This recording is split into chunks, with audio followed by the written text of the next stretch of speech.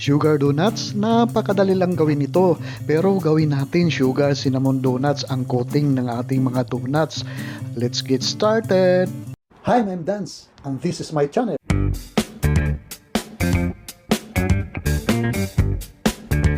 Una sa lahat ay paghaluin muna natin ang ating 150 ml na evaporated milk, 2 and 1/2 tablespoon na sugar, 2 teaspoon na instant dry yeast, 1/2 teaspoon na fine salt, at saka 1 large na itlog. Imikos-mikos lang natin ito sandali hanggang sa mag-well combine ang nauna natin mga sangkap, at pagkatapos po ay idadagdag na natin dito ang ating 2 and 1/2 cup na all-purpose flour.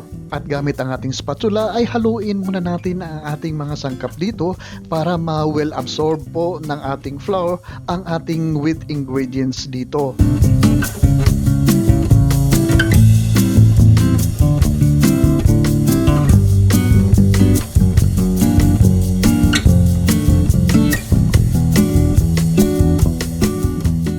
Ngayon naman po ay magdadagdag po tayo dito ng 2 to 3 tablespoon sa ating butter.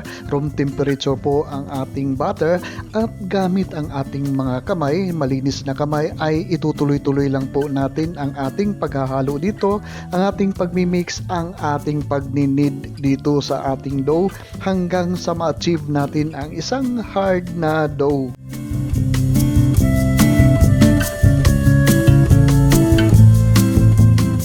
Kung mapansin natin na medyo dry ang ating mixture po dito, ay magdagdag lang po tayo ng konting evaporated milk dito, at kung medyo wet naman ang ating dough dito ay magdagdag lang tayo ng konting flour dito. Depende po yan sa absorption ng ating flour na ginagamit dito, at dito natin itutuloy ang ating pagninid sa ating working table. Pahiran lang po natin ng vegetable oil ang ating working table, at pagkatapos ay ininid po natin o imamasa po natin ito ng mga 5 to 6 minutes ay pwede na po yan. Pero kung masipag din naman tayo magmasa dito, ay pwede natin paabutin ng mga 10 minutes ang ating pagmasa dito para mas malambot po ang kalabasan ng ating donuts kapag naluto na natin mamaya.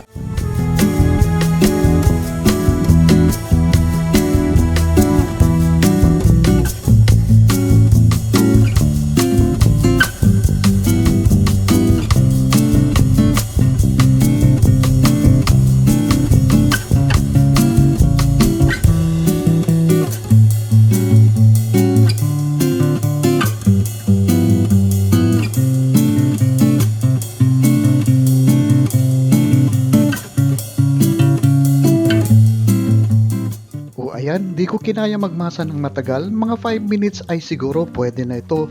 I-shape lang natin into a bowl, at pagkatapos ay babalik po natin ito sa ating bowl na pinahira natin ng vegetable oil.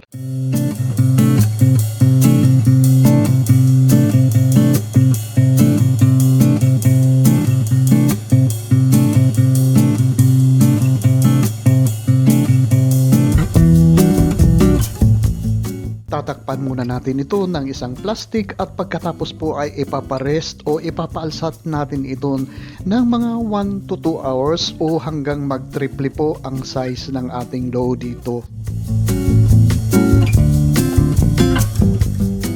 After 1.5 hour ay ganito na po ang ating dough. Naging triple na po ang size ng ating dough dito. I-punch lang po natin ito ng konti para ma-release po ang air dito sa ating dough, at ibabalik natin ito doon sa ating working table, at pagkatapos po ay bibilugin uli natin ito ng maigi, at i-flatten lang po ito para i-divide po natin ito into 8 equal parts.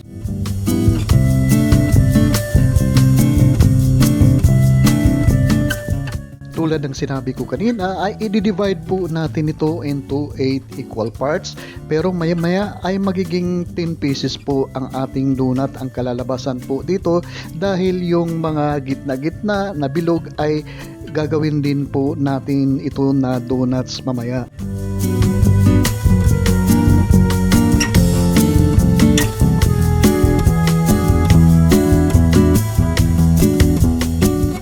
Isa-isahin po natin i-shape into a small ball ang ating dough dito.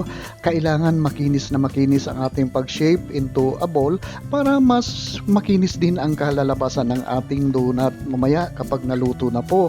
I-roll lang po natin ito sa ating working table para mas makinis po ang ating ball po dito.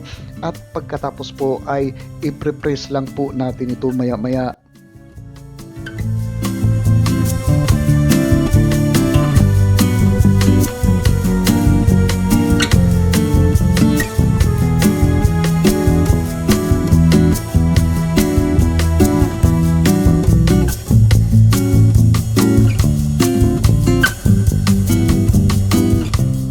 Nagupit po ako ng parchment paper at dito natin ipatong ang ating bowl po dito at pagkatapos ay dahan-dahan natin i-press para lumapad po ang ating dough dito. At pagkatapos po ay gagamit tayo ng piping tip o kaya cookie cutter at bubutasan po natin ang gitna ng ating dough dito para maghugis donut na po ang ating dough.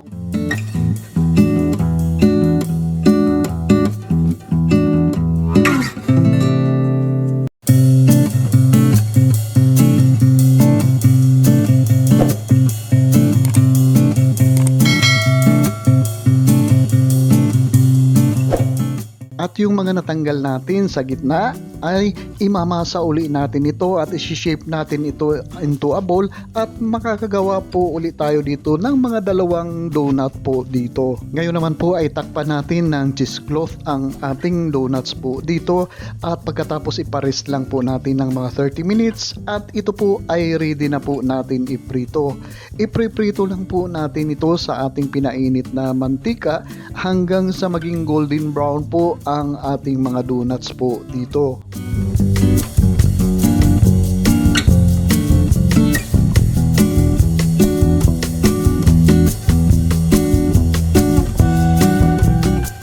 At habang priniprito natin ang ating donuts, mangyari po lamang na pakisubscribe po naman ang ating channel. Pakiclick lang po ang subscribe button sa baba at pati na rin ang notification bell para palagi po tayong updated sa mga susunod kong video uploads.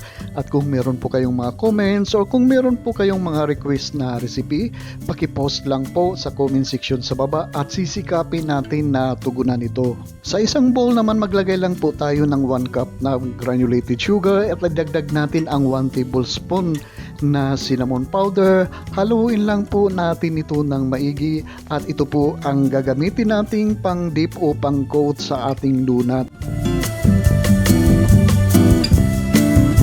Ikukut lang po natin ang ating napritong donuts dito sa ating sugar cinnamon mixture. Kailangan na balot ng sugar ang ating donuts po dito. At ito na po ang ating napakasarap na sugar cinnamon donuts.